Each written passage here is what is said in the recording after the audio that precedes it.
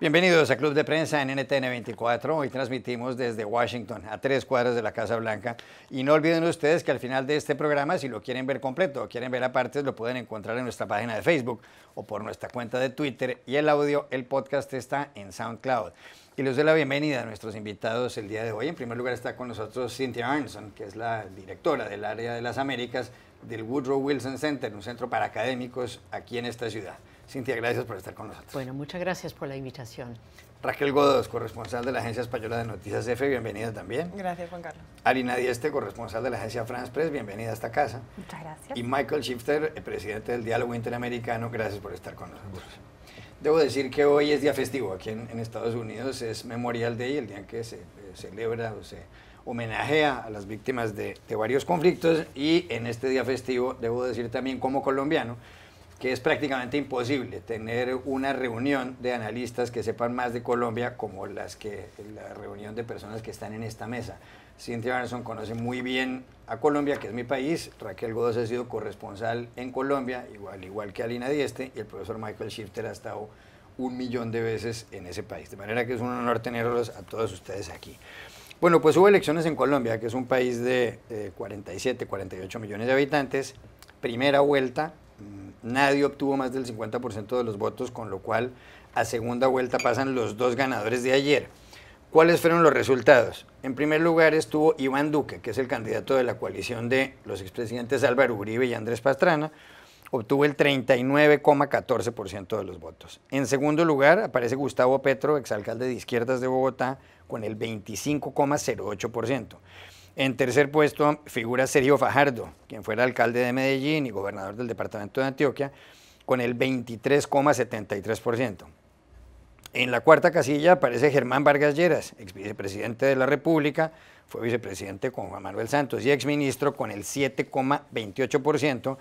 Y en el último lugar el candidato del Partido Liberal y ex jefe negociador con las FARC, Humberto de la Calle, con el 2,06%. Repito, Duque 39, Petro 25, Fajardo 23, Vargas Lleras 7, de la Calle 2.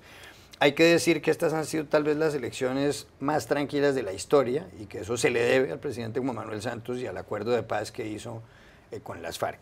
Pero ¿cuál es la gran conclusión? Empiezo con Cynthia, para usted, de estas elecciones. Algunos creen que ha quedado enterrado el bipartidismo colombiano, porque tradicionalmente siempre los partidos fuertes eran el liberal y el conservador. En los últimos años ha cambiado eso un poco. Pero ¿cuál es su gran conclusión de esta primera vuelta de ayer de cara a una segunda vuelta y definitiva que tendrá lugar el 17 de junio? Bueno, Juan Carlos, estoy bastante de acuerdo que estas elecciones representan la desaparición de los partidos tradicionales, y se ve un país, por los dos principales ganadores, un país muy dividido, dos candidatos que llegan a la segunda vuelta con visiones totalmente opuestas de lo que podría ser el futuro del país.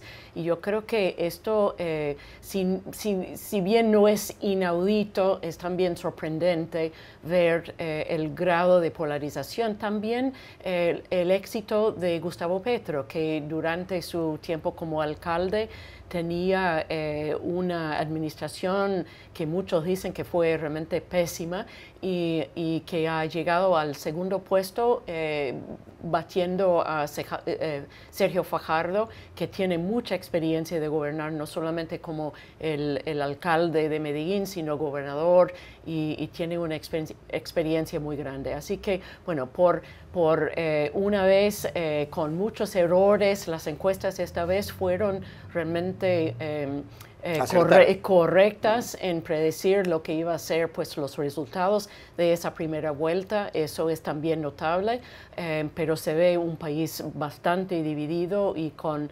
incertidumbre hacia el futuro. Profesor Shifter, usted ha escrito muchísimo sobre Colombia. ¿Cuál es su gran conclusión de lo que pasó ayer? Bueno, coincido que creo que es un golpe muy fuerte a la política tradicional en Colombia, ¿no? Ya los grandes partidos casi no existe. Lo de Partido Liberal es realmente llamativo, ¿no es cierto? También el alto nivel de polarización que nunca hemos visto antes. Y los dos que salieron, Duque y Petro, creo que ahí es cierto que tiene posiciones sobre temas muy distintas, pero también yo creo que la primera vuelta y creo que la segunda vuelta aún más se va en torno de personalidades y miedos, ¿no? El miedo de que Duque, si eligen Duque, vuelve el uribismo y todo lo que eso significaba, y es una figura muy polarizante, Uribe, y también si vota por Petro, el miedo es que va a ser otro Venezuela, que es tipo de izquierda, que mire lo que pasó en nuestro vecino de gobierno de izquierda, termina como un desastre que está Venezuela. Entonces yo creo que me temo, y espero que estoy equivocado, que los debates para la segunda vuelta se van en torno de ese tipo de miedos, ¿no? de un lado por otro. Lo que fue llamativo, la gran sorpresa fue Fajardo, aunque él estaba ganando en las últimas semanas. Tal vez si la elección hubiera tomado lugar en 2 semanas, él hubiera salido y ganado a Petro. Eso es posible porque tenía...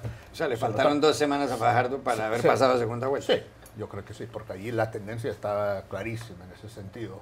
Pero tanto Fajardo como Petro ocupan un espacio que es muy distinto en Colombia. Esas cosas también beneficiaron ambos su mensaje anticorrupción, anti-establishment. Estos fueron mensajes y eso también es parte de un patrón regional que estamos viviendo en los países, que vamos a ver en México en julio, que vamos a ver en Brasil en octubre, y creo que Colombia encaja en eso. Colombia siempre ha sido un caso distinto al resto de la región y ahora creo que está sumando las tendencias que hemos visto, incluyendo un candidato fuerte de izquierda. O sea, la ola, ¿cómo se llama?, rosada, pasó por Colombia, no existía en Colombia. Y ahora estamos viendo con Petro un poco de eso, gracias al acuerdo de paz con las FARC. Yo creo que sin el acuerdo con la FARC hubiera sido muy difícil para Petro tener la fuerza que tiene. Yo creo que esto es un logro, es un beneficio, y creo que Santos puede ser, bueno, ahora tenemos un candidato de izquierda, de repente no me gusta, pero por lo menos una democracia tiene un espacio para ser un candidato, digamos, viable. Raquel Godos, hay quienes dicen que con estas elecciones de ayer Colombia, el debate político en Colombia se empieza a parecer más al de las grandes democracias. Antes, como decía el profesor Shifter, los candidatos de izquierda no tenían éxito porque la gente los asimilaba a los de las FARC, al grupo guerrillero que ya ha firmado la paz con el gobierno del presidente Santos. Y hay gente que piensa que ahora el debate, repito, sí es como el de una democracia como la española o como la francesa o como la alemana o qué sé yo. ¿Usted está de acuerdo con ese punto de vista? Yo creo que es un síntoma de madurez totalmente el hecho de que la gente no tenga miedo a votar a una ideología de izquierda, porque la ideología de izquierda no significa necesariamente algo malo. No, hay que desestigmatizar ciertas ideologías y, como decía el profesor Shifter, cuando la guerrilla se baja de la ecuación, la gente empieza a sentirse más libre, ¿no?, para ejercer también su derecho a voto. Creo que también es muy notable decir que la suma de los votos de centro progresistas, de izquierda y centro-izquierda, suman más que los de la derecha, y eso en Colombia, perdónenme, pero es una noticia muy grande. Es un país notablemente conservador y que solamente con 1 año y medio de la consolidación del proceso de paz se haya conseguido esa capacidad de desenmascarar a todos esos miedos. Me parece muy importante, y sobre todo me parece interesante no solamente la caída de los partidos históricos, que pueden ser más o menos buenos, sino la caída de la maquinaria, que el clientelismo no funcione. Eso es una gran noticia para Colombia, eso de un voto por un tamal se acaba. Y eso es una gran noticia porque denota que la democracia está creciendo, está mejorando, la gente se siente más libre a la hora de votar. E indudablemente hay que ver hacia dónde vamos a avanzar, ¿no? El resultado de las elecciones, pues bueno, digamos que la polarización también tiende un poco a esta era de la globalización polarizada. No solamente está pasando allí, no solamente es por el proceso de paz, la polarización ideológica está sucediendo en todas partes y creo que atiende también a eso. No sé si polariza más Uribe o polariza más Petro, pero desde luego es un escenario novedoso, más limpio, más sano, y aunque sean 2 extremos, son 2 extremos que por lo menos están ahí y la gente puede escoger entre ellos. ¿No será que la normalización es lo normal en la política? La polarización, es decir, que haya un enfrentamiento de posiciones ideológicas. Aquí en Estados Unidos los republicanos y los demócratas se dicen de todo. En España los del Partido Popular que están en el gobierno y los del Partido Socialista que están en la otra orilla, o partidos como Podemos, se dicen de todo. Los italianos, bueno, eso ya es un caso aparte. Los franceses en general también se dicen de todo. ¿No será que Colombia está entrando en un mundo más normal? Bueno, yo no quiero hablar de anormal o no normal, creo que es un poco, tiene que ver con el tema de lo conservador contra fuerzas más progresistas, fuerzas que de alguna forma pongan en cuestión lo que se consideraba establecido desde siempre. Creo que el resultado también de esta elección tiene que ver, y no podría haber sido así nunca, sin un proceso de paz. Creo que los colombianos no sé si son conscientes de lo que significa haber votado sin pensar que los podían matar por votar, o bueno, que por lo menos la violencia estaba mucho más reducida. Y también que podía llegar a surgir un candidato de izquierda, y eso es posible, como dicen mis colegas, por un tema de que, bueno, que hay un proceso de paz y que eso cambió realmente las reglas de juego. También me parece muy interesante el tema de la participación, porque en Colombia el voto no es obligatorio. Entonces, que mucha más gente haya salido a votar porque no tiene miedo de votar, porque quiere expresar lo que mejor le parece, también me parece interesante desde el punto de vista democrático, un afianzamiento de las instituciones. No creo que sea tan saludable polarizar, porque a nada es bueno. Los extremos nunca son buenos, ¿no? Ni ir al extremo de la derecha, ni al extremo de la izquierda, ni radicalizar los debates. Siempre es bueno mantener, me parece, cierta mesura que trate de conciliar y de abarcar todos los distintos puntos de vista en una sociedad. Entonces, para mí creo que es un peligro y es un problema que el centro, las ideas más de centro hayan quedado relegadas por muy poco, porque en realidad faltó bastante poco para que Fajardo, que venía a ser una fuerza diferente además, muy marcado por el tema verde, que creo que es un tema importante que está creciendo más y que antes no se tenía en cuenta. Y bueno, que estuvo solamente a 2 puntos, y esos 2 puntos quizás se los podía haber dado de la calle, ¿no? El negociador del acuerdo de paz que quedó es uno de los más perjudicados en esta elección, no solamente por él, sino por el Partido Liberal que venía representando, que tuvo una estrepitosa caída. Y creo que también es interesante marcar la caída de Vargas Lleras. Vargas Lleras, ex vicepresidente, que quedó realmente muy mal presentado. Hace un año nunca hubiéramos pensado que Vargas Lleras no iba a tener un lugar más protagónico, y eso tiene que ver con las maquinarias, tiene que ver con el clientelismo, tiene que ver con esa especie de votos, esa política que ya fue, o quizás sería buenísimo que ya fuera, ¿no? Por un tema de madurez política de todos y de mayor democracia. Ya regresamos a Club de Prensa. Volvemos a Club de Prensa en NTN 24 desde Washington. Raquel, a propósito del resultado electoral ayer en Colombia de esta primera vuelta, lo que se pregunta mucha gente es cuál de los dos candidatos, entre Iván Duque, que es un candidato de centro derecha, del uribismo y del pastranismo, por una parte, y Gustavo Petro por la otra, que es un hombre de izquierdas que fue alcalde de Bogotá, tiene mayor capacidad de atraer el voto del centro. Ayer se hundió el centro, no pasó a segunda vuelta y estaba representado por Sergio Fajardo, como usted mencionaba, y por Humberto de la Calle, el candidato liberal. Pero claro, Fajardo tiene el 23,73% y de la Calle el 2,06%, tienen el 25-26% entre los dos. ¿Esos votos a dónde irán a parar? ¿Quién tendrá más facilidad para cortejar el voto del centro entre Duque y Petro? Hombre, creo que de los 4,5 millones de votos que consiguió Fajardo, y abro un paréntesis muy importante, creo que sacó como 1,5 millones más que Antanas Mockus en 2010. Es un dato importantísimo también de citar. Va a ser complicado que Petro capitalice el total de esos 4,5 millones de votos, más los 400.000, digamos, son 5 millones en total de Humberto de la Calle. Es muy complicado que Petro sea capaz de capitalizar todo ese voto. Va a haber una parte del voto de Fajardo que no va a votar, o que va a votar en blanco, porque no quiere a ninguno de los dos, por eso votaron por él. Y va a haber una parte que creo que está sobre todo representada por los jóvenes. Hay un movimiento en las redes sociales bastante importante que se llama El País Primero, y que está, digamos, fundamentado en la idea de que hay que defender los acuerdos de paz. Y entre los dos candidatos, el que representa un espíritu más cercano a la conservación de los acuerdos es Petro. Sí. Con lo cual los jóvenes van a intentar arrastrar los votos de la Calle y de Fajardo, por lo menos en los estratos más jóvenes, para intentar salvar el proceso de paz en el que sobre todo los jóvenes creen. Ahora, ¿hasta qué punto va a ser capaz Petro de recoger todos esos votos hacia la izquierda? Es muy complicado que lo logres. Él mismo ayer, el del discurso que hacía ya un llamado a la mesura, ¿no? Decían, yo no quiero empobrecer a los ricos, lo que quiero es enriquecer a los pobres. Estaba echándole un capote, ¿no?, a esos empresarios que temen la expropiación, Venezuela y todo este fantasma, que forma parte del diálogo político, de la batalla política por parte de la derecha, pero que tampoco tiene por qué ser cierto. O sea, yo siempre he desconfiado mucho de todos esos políticos que enarbolan la idea de que un país se puede replicar en otro sistemáticamente porque un candidato tenga una ideología u otra.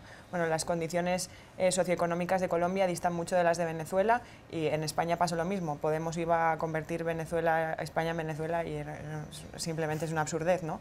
Pero evidentemente ese discurso va a existir, y ahora mismo lo que va a prevalecer, digamos, para saber hacia dónde va a ir ese voto es de qué forma Petro va a ser capaz de tratar de convencer a la gente de lo importante que es que ese proceso de paz continúe, y si esa capacidad de convicción es lo suficientemente grande como para que la gente le pierda el miedo que le tiene. Sí. La clave está ahí. Porque al fin y al cabo Duque ya no tiene ningún rival a batir en el espectro de la derecha. Ha conseguido aglutinar todos los votos, 1,5 millones de votos del Vargas Lleras se irán muy fácilmente a él. A lo mejor no todos, pero bueno, sencillamente se irán hacia él. La cuestión es de qué manera ese centro que quería algo, una mesura, va a declinarse por la responsabilidad de mantener los acuerdos de paz o por el miedo o no a un gobierno de una izquierda a lo mejor demasiado extrema para un país que no ha tenido un gobierno de izquierdas en 200 años. Michael Shifter, ¿a quién le quedará más fácil entre Duque y Petro enamorar a los votantes de centro? Bueno, no van a quedar enamorados con ninguno. No se van a enamorar de ninguno. Que muchos, podemos ver muchos votos en blanco que no votan porque realmente el mensaje que representaba Fajardo no se refleja en ni en Petro ni en Uribe. Pero yo creo que si uno tiene como meta, que si la gente piensa que, bueno, el problema es el alto nivel de polarización en el país, intolerancia, si usted me pregunta qué tiene más posibilidades de tratar de reducir esa brecha, posibilidad, me parece que Duque tiene más. Es una persona, a pesar de tener todo el apoyo del centro democrático, de derecha, es persona como persona más pragmático, más moderado, y él no estoy diciendo que lo haría, porque creo que el factor Uribe ahí nadie sabe cuánta fuerza e influencia va a tener, y Uribe no es una figura moderada, pero Duque sí. Entonces yo creo que por lo menos yo veo una posibilidad que él puede un poco cerrar esa brecha que existe en Colombia, y también atraer gente más de centro. Creo que Petro es una figura mucho más ideológica, y si bien él dice que, bueno, que no va a expropiar y todo, lo cual creo, y creo que esto castrochavismo no, eso es muy exagerado, no existe. Igual él tiene un mensaje muy populista y tiene uno ¿no? Y esto genera mucho miedo, y creo que no es muy atractivo para la gente que están buscando una más mesura, más tranquilidad en la política y bajar niveles de intolerancia y de polarización. Yo creo que esto va a ser mucho más difícil para él convencer y atraer a esa gente que Duque. No digo que Duque lo va a hacer, pero creo que por lo menos, si me pregunta quién tiene una posibilidad que eso pasara, creo que es más posible con Duque que con Petro, me parece. Yo estoy de acuerdo, coincido con ustedes por eso, porque además creo que hay que tener en cuenta los votos, no sé cuántos son, y cuantificar los votos del exterior, pero en el exterior, por ejemplo, ha ganado Fajardo, y también va a ganar Duque, porque si no les preguntaba a mucha gente era, bueno, Fajardo o Duque, pero ninguno optaba por Petro, o la gran mayoría. Entonces, creo que Colombia es más Duque todavía, ¿no? que Petro, ¿no? Si uno analiza el factor Uribe, que es muy importante y que no se sabe cuánto puede llegar a influir, pero Uribe es una fuerza muy fuerte todavía en Colombia, ¿no? Y lo que representa. Entonces, creo que ha sido muy inteligente en buscar una persona como Duque, que es joven, que es desconocido para muchos, que aparece bastante impoluto en términos de su corrupción o no corrupción, no sé, un involucramiento con distintas situaciones que podrían perjudicarlo. Petro tiene un historial más complejo y más difícil de aceptar por mucha gente. Entonces, me parece que realmente él podría ser, aunque, insisto, no sé si será posible, puede haber sorpresas, siempre puede haber sorpresas, pero creo que es el que está más, el que perfila como más preparado para concitar ese centro necesario para ganar. ¿Quién puede enamorar más al centro, Duque o Petro? Bueno, yo creo que el camino, y coincido con mis colegas aquí en la mesa, que el camino a la presidencia es mucho más difícil para Petro. Primero por la brecha en la cantidad de votos que recibió en la primera vuelta. Entonces, para ganar tiene que al menos llegar al mismo punto que Duque. Además, yo creo que sería muy difícil para Petro mostrarse como mucho más moderado, como es mucho más fácil para Duque moderar su discurso que para Petro. Y yo creo que el discurso de Duque va a tener mucho más credibilidad. Hay que tomar en cuenta también que, bueno, muchos hicieron énfasis en el proceso de paz. Eso no ha sido un tema, si uno ve las encuestas en cuanto a las preocupaciones principales de los votantes colombianos, el proceso de paz casi no aparece. Eso ha sido pues un tema muy polarizante en el país, pero ahí está la corrupción, la calidad de la educación, de la salud. Entonces, ambos candidatos para ganar el centro van a tener que mostrar pues qué sería la política para resolver estos desafíos. Y el proceso de paz, a pesar de ser un tema tal vez en el escenario, no fue un tema principal durante los debates. Y yo creo que el miedo sobre lo que va a pasar también ahí existe, pero no sería necesariamente el punto más importante para la gente cuando va a las urnas en junio. Yo creo que Petro tiene que encontrar otro argumento para distinguirse con Chávez diciendo que no está en favor de depender del petróleo. Yeah. Yo creo que ese argumento que mucha gente cercana a él sostiene, que mire, no está Chávez porque no quiere tener otro tipo de economía, renovables y todo, y no depender de eso. Creo que eso obviamente no es el tema que preocupa a la gente, el hecho que él va a repetir un modelo de extractivo, digamos. Tienen que encontrar otro. ¿Ustedes no creen que en Colombia la gente da como por supuesto que el proceso de paz está asimilado y que no le va a pasar? O sea, no sé si son conscientes de lo que puede implicar para el país que el proceso de paz se revierta. O sea, la violencia se puede multiplicar de una forma brutal y no, la gente como que ya ha asumido que el proceso de paz está implementado y de aquí vamos para adelante. Y eso también, en parte, es hasta un logro, porque la gente no quiere hablar más del tema, ¿no? O sea, digamos, ya está, ya lo hemos hecho, a Santos no le queremos por eso, la historia le colocará en otro sitio, desde luego, pero ¿por qué los colombianos no se preocupan por eso? No tienen miedo a que el proceso de paz se revierta. Bueno, yo creo que recuerda que Duque tiene un sector de centro democrático que no confía mucho en él. Y él entonces, me parece que él, como repite Santos siempre, eso está en ley, está apoyado por la Corte Constitucional. Y yo creo que la gente quiere ver algo simbólico, algo que puede decir, mire, yo estoy haciendo algo distinto al acuerdo. Y creo que Duque está en eso. Muchos lo acusan de destruir totalmente el acuerdo. Yo no creo que está en eso. Creo que va a haber algunos ajustes sobre el tema de justicia, el escaños para los que no han pasado por la justicia, de los excombatientes de la FARC. Y esto sí, esto es algo que en términos políticos manda un mensaje que, bueno, estamos con el acuerdo de paz, eso es un buen marco para el país, para el futuro y desarrollo rural y todo eso. Él no va a estar en contra de eso. Pero yo creo que por términos políticos, para tener el apoyo necesario para hacer su agenda, creo que va a tener que hacer algo en ese sentido. Bueno, creo que por todo el apoyo que todavía tiene el expresidente Uribe, sigue siendo una figura muy polarizante.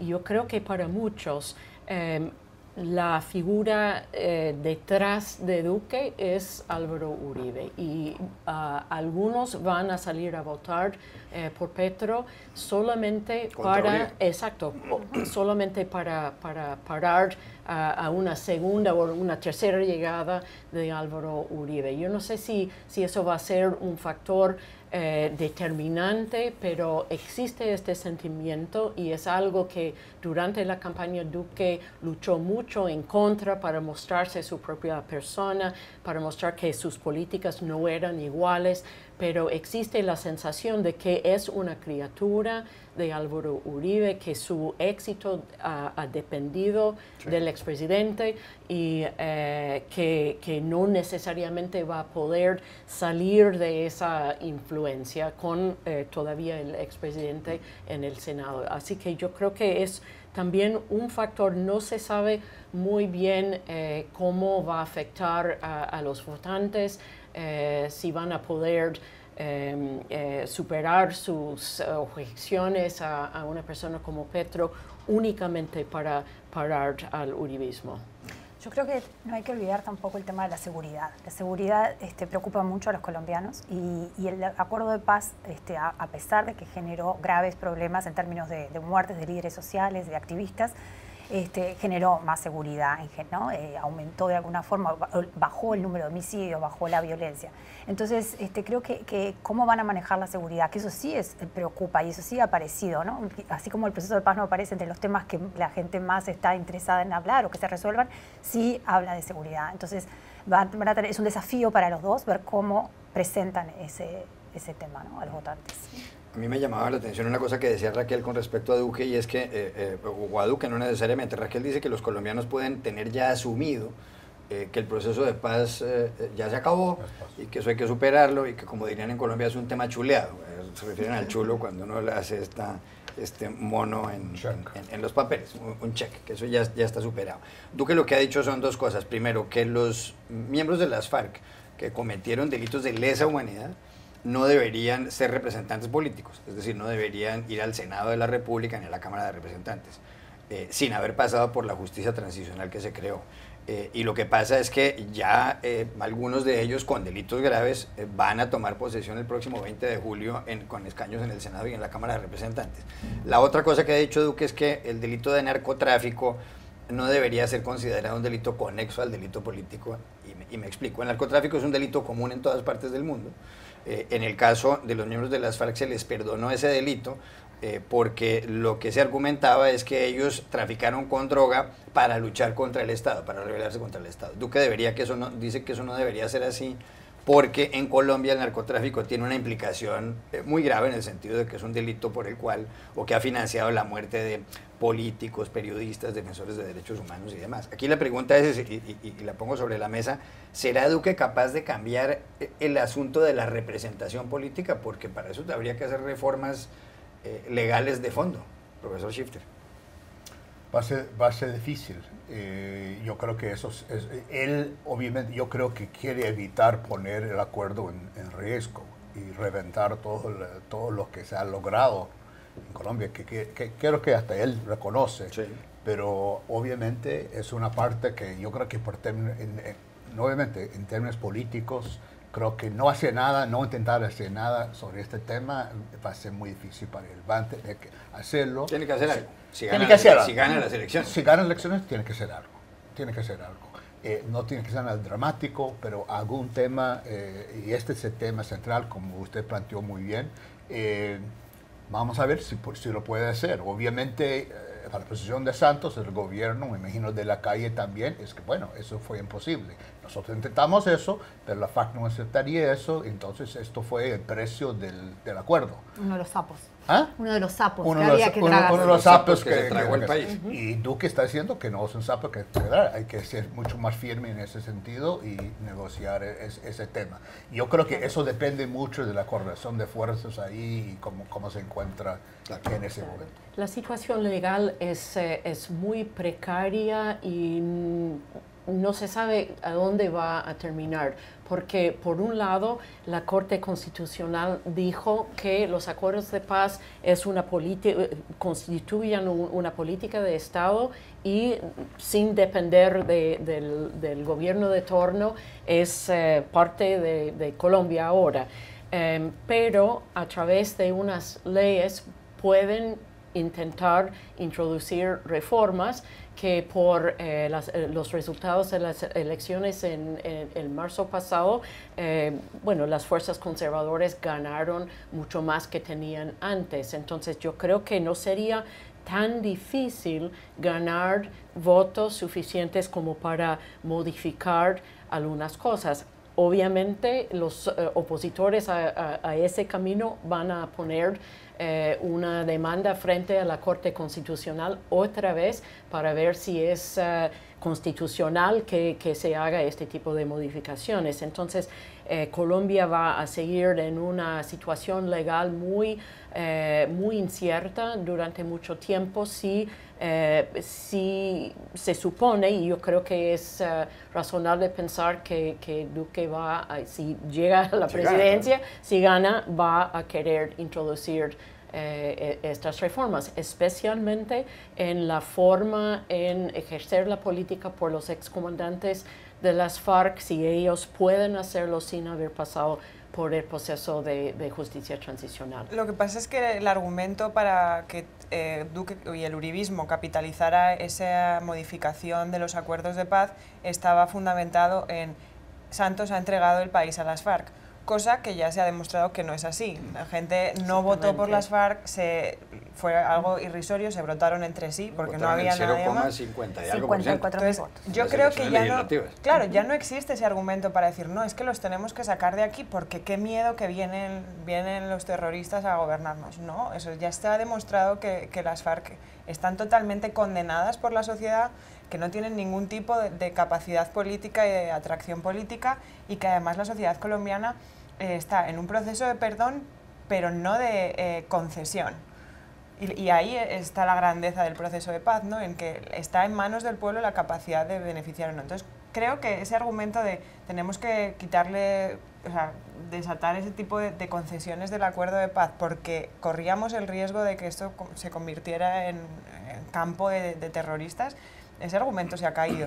Entonces, no sé si, como decía Cintia, si a Duque le merece la pena meterse en ese barrizal, porque las complicaciones legales que eso va a implicar y la pelea va a descentrar, digamos, dirigir el foco hacia ese asunto cuando, como mencionábamos antes, la gente no está interesada en seguir hablando de este tema. Prefiere que hablemos de economía, de mejoras sociales, de crecimiento, claro. Sí, no estoy tan de acuerdo. Si no fuera por el caso Santrich, yo creo que hubiera sido mucho más fácil creer en este argumento. Yo creo que ya hay una muestra muy importante de pues, las actitudes y los comportamientos de algunos líderes guerrilleros. Imagínense si él fuera miembro del Congreso como fue pues, programado. Y yo creo que en el plebiscito el tema más importante que causó a la gente votar en contra del proceso de paz o del acuerdo era la impunidad. Y yo creo que si Duque no hace nada para modificar esto, podría crear una sensación, además es algo que él cree realmente, y Marta Lucía Ramírez, su vicepresidente, es muy firme en ese sentido. Entonces yo creo que va a haber algún esfuerzo para modificar estas condiciones de participación política. Lo último que quiere Duque es ser acusado de traidor, como Santos. Sí. Eso tiene que evitar. O sea, más allá de lo que dice la Corte Constitucional y los temas legales, si él no intenta modificar en ese sentido, esa parte lo va a hacer bueno, es como Santos. Y eso no tiene el lujo de tener ese pleito con la base del centro democrático. Yo creo que a pesar de que esta elección, este resultado electoral deja un poco en suspenso, o por lo menos abre un interrogante sobre el legado de Santos. ¿Quién recoge el guante de lo que hizo Santos hasta ahora? Yo creería que quizás Duque va a ser quien más siga, más un tema económico quizás, ¿no? Pero, ¿no? Seguir dentro de la OCDE, mantenerse en la OTAN, todas estas cosas que ha anunciado Santos en el último momento. Y el acuerdo de paz, que sería el término, lo más conflictivo, yo creo que sí va a tratar de hacer algo, aunque sea mínimo, para demostrar que no es un traidor y para demostrar además que él tiene algo que aportar en esto. Yo creo que él de verdad cree que este tema de la impunidad no puede quedar así, o así lo siente, y no va a seguir aceptando que, bueno, fue un sapo que debieron tragarse, porque obviamente tanto de la Calle como Santos en su momento explicaron que no hubo forma de hacer algo en sentido contrario, y eso fue unas cosas finales, ¿no?, de la negociación del acuerdo. Así que habrá que ver un poco también cómo hace Petro, en caso de que fuera elegido presidente, para seguir, no pasar por alto el tema de que, por ejemplo, alguien como Santrich podría haber estado en el Congreso, ¿no? Y pueden aparecer otros casos así, o sea, que se conozcan investigaciones que pongan en juego la legitimidad de estos exguerrilleros para estar en el Congreso, como enfrenta eso también y el descontento que puede generar. Ya regresamos a Club de Prensa.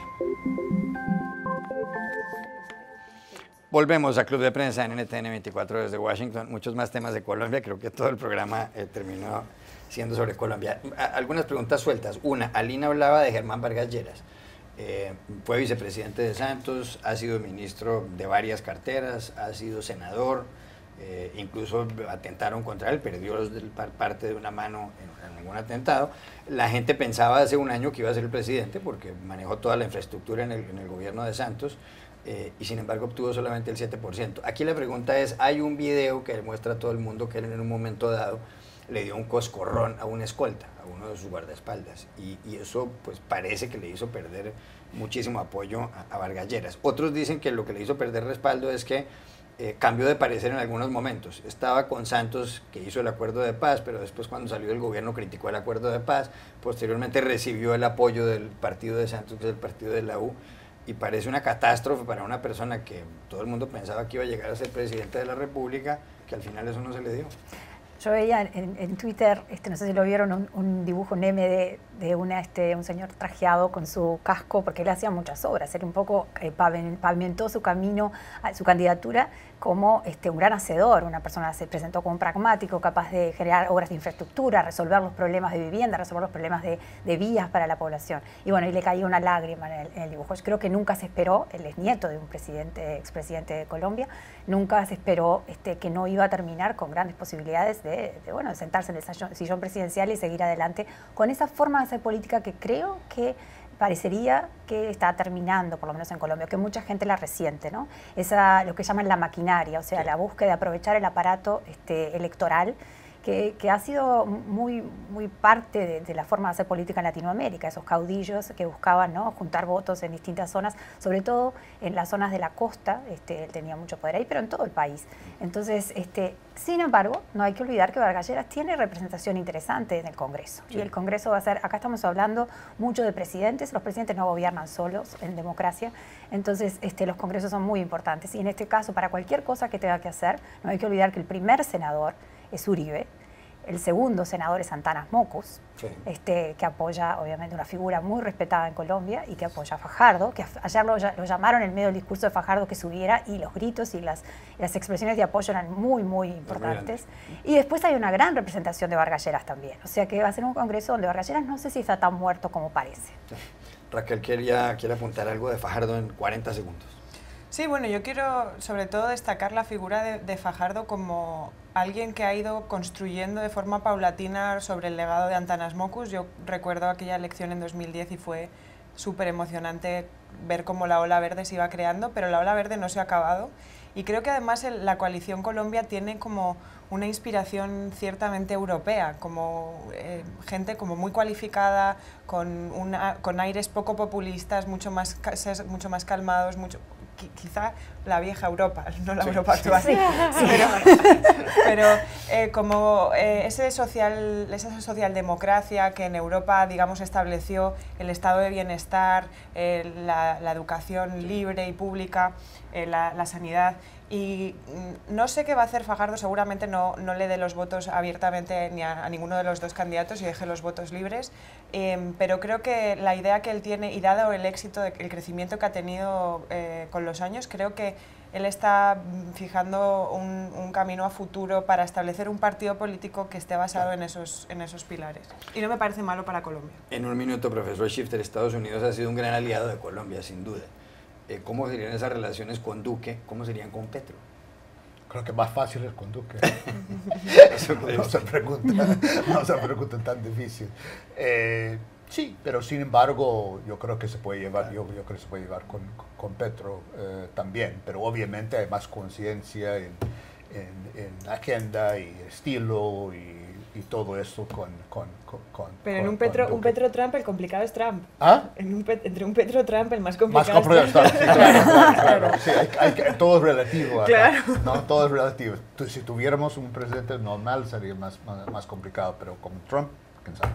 Y Sí. Cintia dice que para el siguiente presidente esto deja muchas lecciones, pues o para las próximas generaciones, Claro, los comicios de ayer. Pero comentar un poco el tema de Estados Unidos. Yo creo que, bueno, como el tema número uno de Estados Unidos ahora es el incremento en el cultivo de coca, sería 1000 veces más fácil con Duque que con Petro encontrar pues un acuerdo sobre la forma en la cual se lo va a combatir. Bueno, yo creo que la gran lección de todo ese proceso es que Colombia es un país muy dividido, tal vez no más dividido que otros países de la región, ni mucho menos de Estados Unidos. Entonces, gane quien gane, va a tener que gobernar con conciencia de las diferencias que hay en el país y tratar de formar un gobierno de consenso, incorporando a distintos tendencias en los ministerios y tomando en cuenta que la población y los votantes optaron por visiones muy distintas a lo que el presidente tiene. Ya regresamos a Club de Prensa. Volvemos a Club de Prensa en NTN 24 para despedirnos. Gracias, Cynthia Anderson, por haber estado aquí, Raquel Godos, Alina Dieste, Michael Shifter, y a ustedes los espero mañana nuevamente en Club de Prensa.